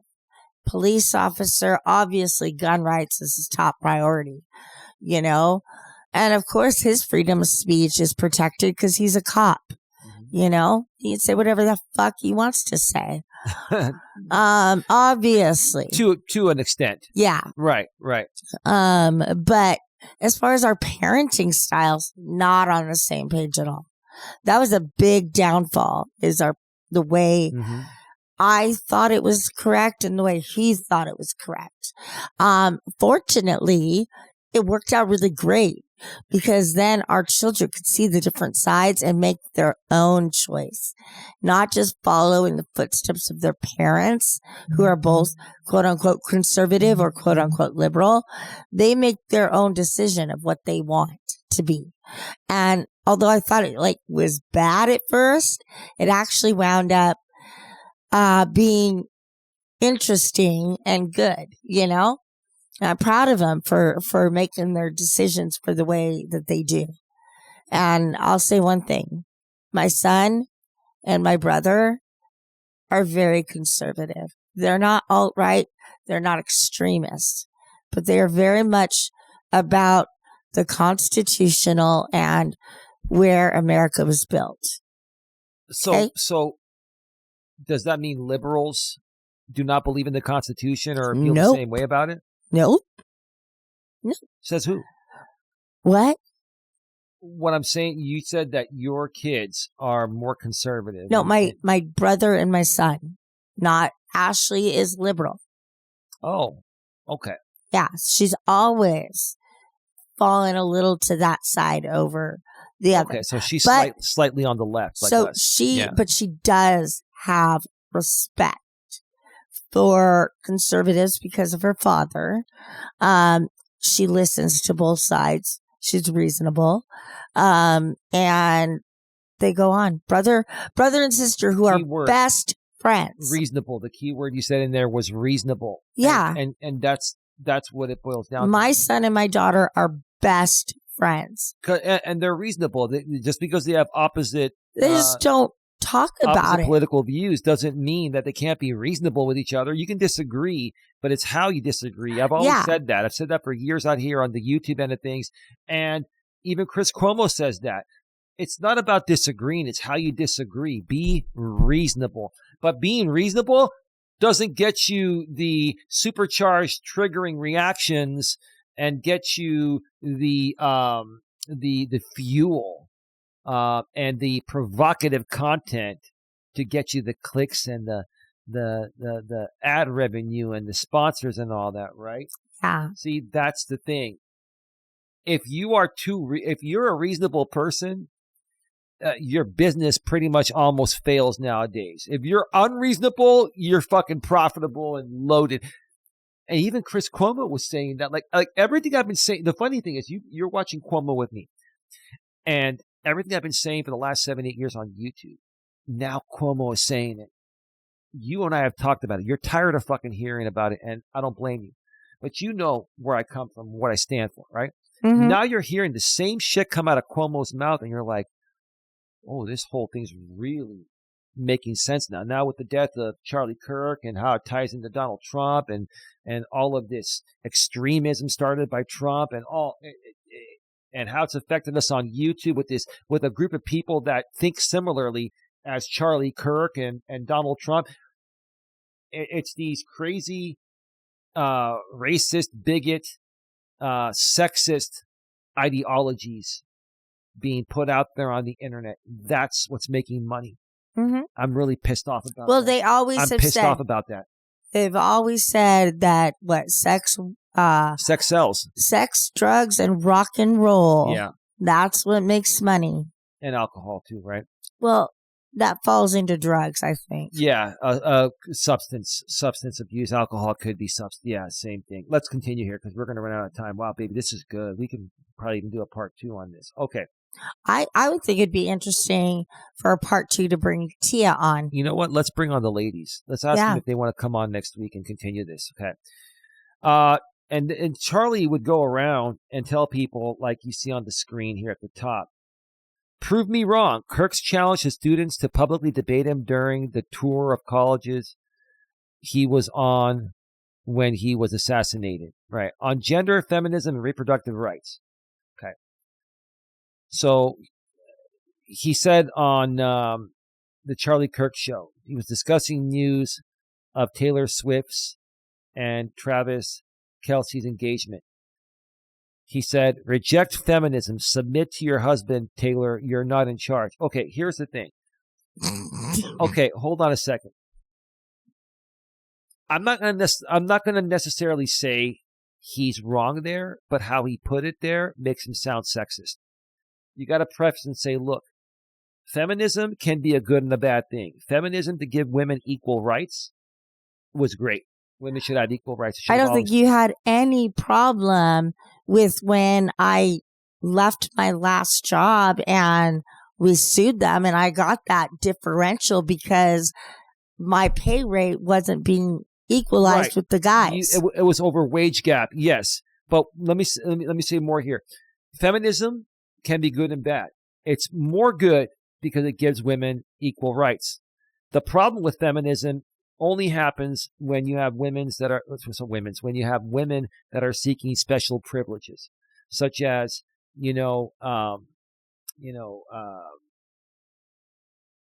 I can't think of a good example right now, but sometimes women try to play the woman card to get promotions and stuff like that. Submit to your husband, Taylor. You're not in charge. Well, in theory, when you're in a relationship nowadays, it should be equal 50-50. But there is some truth there that if the woman doesn't see you as the one in charge, at least in theory nowadays, she won't respect you. And you know what? Unfortunately, that comes back. Tell me what Taylor Swift's net worth is and tell me what this guy's net worth is. Taylor is going to out-earn him. Absolutely. And so, I mean, that plays a big part in this. So in this aspect, I'm not going to completely disagree with what Kirk said. It's how he stated it. Okay? He could say, look, there are good and bad things about feminism. And yes, women should submit to their husbands when it's warranted. And the husband should also submit to his woman in different ways and do other things. It should be more about the team. And him saying, you're not in charge. You know, it sounds like this dude was really in a rage or something. I don't know. He was like in a rage. Like he wanted to be in control of women. Maybe he was in control of his wife. Who knows, right? Well, and I think he did exactly what he needed to do to bring in an audience because he attacked a very popular public figure. And he leveraged her name and got a lot, and probably TMZ was on it and all the major news. But did he have any kind of like, did he get in trouble for that? Did Taylor sue him for defamation? Mm-hmm. Like, he probably got away with it. Yeah, absolutely. Let's continue. When he was responding to a question about whether he would support his 10-year-old daughter aborting a pregnancy conceived because of rape on the debate show published on September 8, 2024, the answer is yes, the baby would be delivered. So this dude is saying the woman should not have a choice. Oh, it's his 10-year-old daughter, but I guess because it's parental rights, right? No. Yeah, I understand parental rights in making that decision. 10-year-olds. But 10-year-olds cannot deliver babies. Like, it's unsafe for the woman. It's unsafe for the baby. I mean, it's just... More so he was saying there, the woman should not have the right to make that choice, or she's 10 years old. It's absolutely my right, none of hers. So all I say to you is, not you, but you, Mr. Charlie Kirk, rest in peace, is shit. What was I saying? You were going to talk. I know, but what were you saying right before that? About the 10-year-old aborting? Oh yeah. I would just be like, I'm sorry. Like, okay, yeah, I get it. If she was raped, absolutely 10 years old, abort that baby. do not deliver that baby.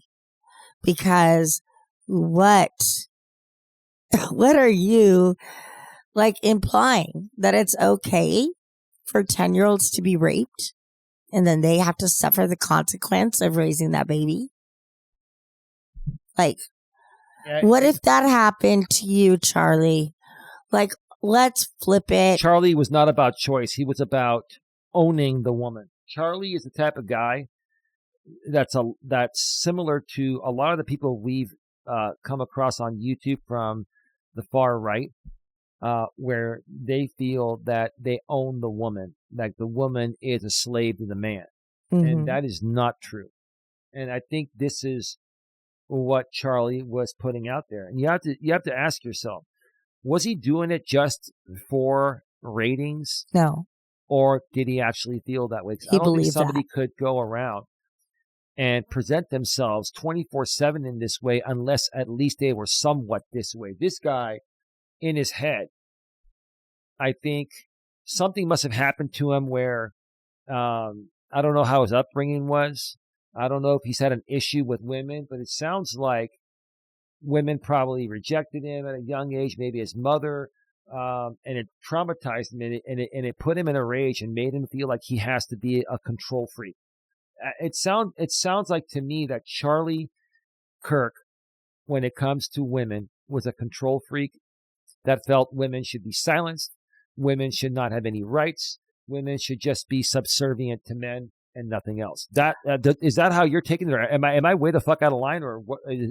Does that make sense? You're not way the fuck out of line. I'm being a little extreme, but it's true. Yeah. No, I mean, it is true. I mean, yeah, I can't really argue that. Yeah, you can if you want, but if you can't, then I mean it's a good point. Bottom line is he did not deserve to die based on his views. No. Everybody is entitled to their views. The problem was Charlie Kirk's deliverance of his views. Oh, it's horrible. He was an in-your-face kind of guy. Very in your face. Tell it to my face. Come and challenge me. Tell it to my face, right? Yeah, which I support in the fact if two people are not getting along, and let's say they are trashing each other, social media, I say, you know what, bitch, be a woman, come talk to me, tell me what your problem is with me, and we can resolve that. Because I have no idea what I've done to some of you out there, but apparently I've pissed y'all off. Yeah. Let's continue here. Wow. I'm not going to read that one. That one. I don't have a lot to say on gun violence. I think it is worth to have. So I think it is worth it to have a cost of, unfortunately, some gun deaths every single year, so that we can have the Second Amendment to protect our other God-given rights. That's not a God-given right, motherfucker. That's a constitutional right. Yeah, your God-given right is to live. Yeah. Now, God has nothing to do with the Constitution. The Constitution has to do with our government. Okay? That is a prudent deal. It is rational. Event organized by TPUSA Faith, the religious arm of Kirk conservative group Turning Point USA on April 5th, 2023. So we've talked about that many times. That's the exact statement he made. Basically saying it's okay for some people to die to protect our Second Amendment rights, and then he called them God-given rights. No. Our rights are not God-given. Our rights are given to us. Our rights are earned. Our rights are given to us by our country through our Constitution.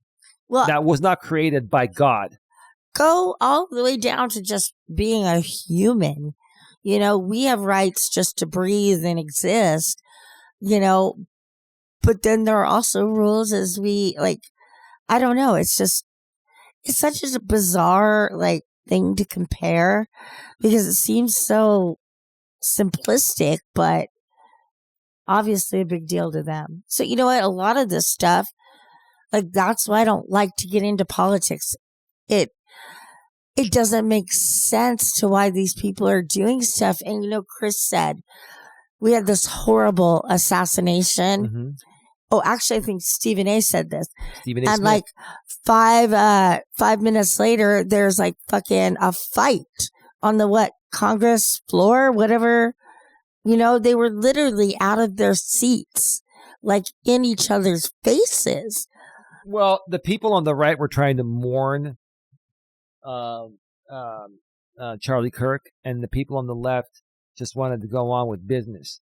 And the thing is, like, they typically wouldn't do that in a congressional hearing or meeting, right?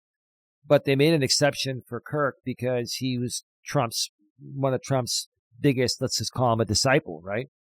And I think the people on the left were right there. It's like, look, the guy passed away. It was wrong. He shouldn't have died.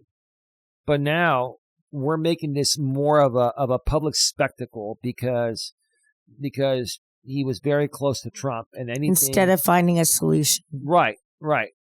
And then the FBI screwed up this whole thing. Oh, Patel is an idiot. Was trying to say that they caught the person. No, the person was turned in by his father. Tyler Robinson was turned in by his father and their priest, Kash Patel. And now the fact that it's a white guy, I was saying earlier, it's a white guy that comes from a conservative family, and even though they don't know what his actual political alignment is. His family is Trump supporting and on the right, and he's white. So it's like, it's funny. The people, Trump's people, and all these far right extremists, these MAGAs, are trying to find reason, and the media, like Fox News and all, they're trying to find reason to blame the left. This is coming from your own end. This is coming because of all of your wrongdoings. This is coming from all of your racism, your bigotry, your white supremacy, and all that stuff. It's coming from fascism, right? It's like that. And these people are saying the Antifas, the people that are against anti-fascism, right? Okay. The Antifas are not necessarily wrong in what they believe in, but if they're putting hits on people, then that's a fucking problem. The concept of Antifa being anti-fascist, because Trump is a fascist, and Trump is an authoritarian, and Trump only gives a fuck about himself and nobody else. Okay, he doesn't care about the people, right? That's the problem there. The problem is you don't put hits out on people. But yes. It's not the mafia. I mean, no. And it's not like The Godfather. We don't live in a movie. Right. Let's continue because we're running low on time. We're not going to get to the Reddit postings. We're just going to go through this. We'll do a part 2 probably on this next week. On immigration, America was at its peak when we halted immigration for 40 years, and we dropped our foreign-born percentage to its lowest level ever. We should be unafraid to do that. August 22nd, 2025. And then on March 20th, 2024, he said on immigration, Charlie Kirk said on immigration, the American Democrat Party hates this country. Fuck no, that's not true. They want to see it collapse. That's not true. They love it when America becomes less white. That's not true. Oh my God. We love it. What a fucking racist and bigot this guy was. Like, honestly, how in the world? I would love to see Chris Cuomo actually dissect all this shit and give me his actual opinions, because what he put out on News Nation, he was Chris Cuomo.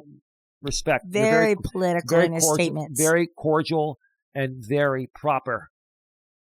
But that's not going to solve the issue. That's not going to solve the issue.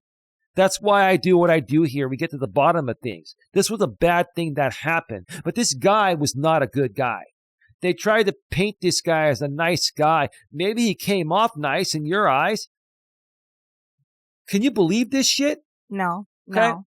The Great Replacement Strategy, which is well underway every single day in our southern border, is a strategy to replace white rural America with something different. March 1st, 2024. Tell me that's not a Hitler move. Hitler was all about genocide and killing off everybody else. Why do you think I say Trump is worse than Hitler was? And a lot of people are saying, no one was worse than Hitler. No, Trump is the new Hitler. Well, I would compare Trump to Putin because Putin's just stupid and so is Trump. Well, you can compare Putin and Trump to Hitler. I mean, all three of them were dictators. stupid. They're all dictators. They're all authoritarians. And they're all horrible, evil people. Evil people that really don't give a shit about anything besides themselves. That's it. Bottom line. That's it. On Islam, we don't need to go in on that. I'm not going to go in on that part. I'm just going to, let me go on religion here. There is no separation of church and state. It's a fabrication. It's a fiction. It's not in the Constitution. It's made up by secular humanists. So, that's his opinion. I mean, that right there doesn't really come off that offensive to me and provocative. That's just an opinion. Yeah.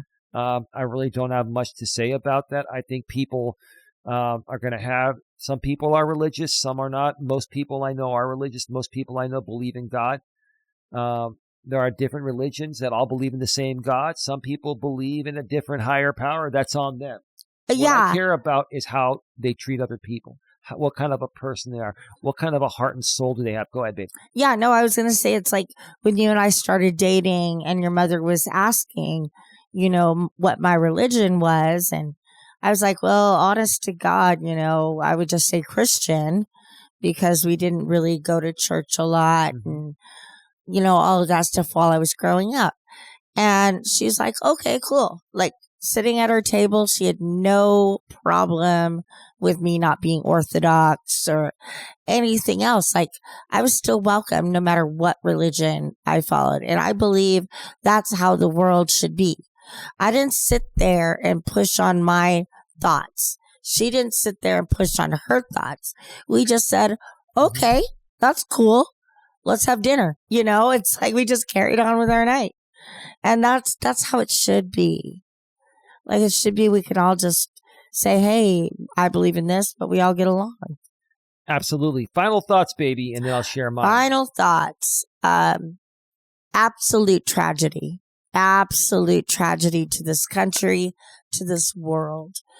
What we represented as a country on Wednesday was a disgrace to the United States. To apparently, like, we're the number one nation on everything where everybody wants to come live. And I don't even know if I want to live here anymore. Quite honestly, born, raised, I don't even think I want to be here if they're going to be hatred in this country the way it is, Like, can I just go to a happy place where everybody is, I don't want it to be all Stepfordy where there's but I want people to have discussions and opinions and right. But at the bottom line, if you're my friend and I'm talking to you, who cares? Right. Let's sit down, have a meal together, have a beer, have a cup of coffee. What do they call it? Breaking bread? Let's break bread. Yeah, let's break some bread. Yeah. No big deal. But yeah, in final thoughts, I really am sorry to the Kirk family. I feel very bad for what happened to those, especially those children. Hopefully that 3-year-old, it probably will stay. Thankfully, the other one won't be hopefully too affected. But, I have my deepest sympathy for their family. And I hope and pray that they do find success and they're able to move forward in life and not forget him and his values because they love that. That's what they loved about him. So whether they're right or wrong is not up to any of us to say. Yeah. We just give our opinions of what we think was wrong or think what was right. Right. But who the fuck are we to be right or wrong? Absolutely. Right? Right. Take a step, look in the mirror, and realize you are just the same person as everybody else out there. Yeah. You are no better. Like, you have no more rights than the rest of us. We're all the same. We're all the same. Now, Yeah. anything else, baby? No, that's all. Very interesting, very like informative in the way that with our opinions on it. Definitely going to talk to the ladies. We need to do a part 2 on this next week. Possibly even ODN. Yeah, I'd love to get ODN on with the ladies as well. And just get all of the opinions back. Yeah. I mean, I don't know. Correct me, is ODN more on the left or more on the right? He's down the middle. He's down the middle. Yeah, he did support Trump for a little bit, I think he was saying, but he doesn't anymore. He's more down the middle. Where the ladies... He's like nonpartisan, meaning he's not a part of any party. He's an independent, basically. He's like Chris Cuomo. Yeah. And then bring the ladies on who are conservative. But they're reasonable conservatives. But reasonable. Right. And just get their perspective on what happened. Right. We can kind of interview them. Sounds good. So my final thoughts, first of all, just in case anyone is wondering, when Dawn is talking, if I'm not looking directly at her, it's because I'm running the tech on the laptop. I don't have a full crew here like most people have. I'm the whole fucking production crew. Dawn sits here and talks. I sit here and talk, but I'm also switching, screens, and running all the tech stuff on the laptop. I'm also double checking through a method I have to make sure the audio is not crackling. So I'm double checking all that. So in case anyone thinks I'm not paying attention and I don't care about what my lady's saying on the screen here, I'm actually just working the tech because I don't have a production person. I can't afford a production person right now. Yeah. And it's plus, I enjoy doing the production myself anyway, Yeah. And I know it, like with me, sometimes like I'm so into like what you're saying, I might not be looking at you and I might just be like staring, but it's because I'm really tuned in and I want to hear every word. Absolutely. Well, thank you. I appreciate that. And so that's why you might see me like just staring and not look interested, but that's my level of concentration. Yeah. Some people on the internet will dissect you like an FBI profiler, and that's just their type of content. And if they want to be like an FBI profiler or think they're one, then whatever. It's all good. But anyway, besides that, you know what? Honestly, I love it. You want to show all the attention to me? Absolutely. Do you want to have me in your head all day long? Fantastic. Fan-fucking-tastic. All right. We're going to wrap these up. I have nothing else to say. Hopefully we can get a part 2 next week. If not, we'll have a great topic, but I'm sure we'll have a part 2 of this because there's going to be more that we're going to be finding out coming up throughout the week. And I'm going to just end up on what you said, as your final thought there. So with that being said, it's time, baby, now to start what? Wrapping up. All right. You've been listening to the Don and Eli Take on the World podcast. This has been episode number 26. It was titled Charlie Kirk's Passing Has Greatly Affected Us. Yeah. Episode number 26 of the Don and Eli Take on the World podcast. Yeah, Charlie Kirk's passing has greatly affected us. Now, if you are listening to us on the audio-only podcast network and you would like to view the video version of our podcast, go in the description of any section and you will see us. You'll see the link to the video there. You click on that.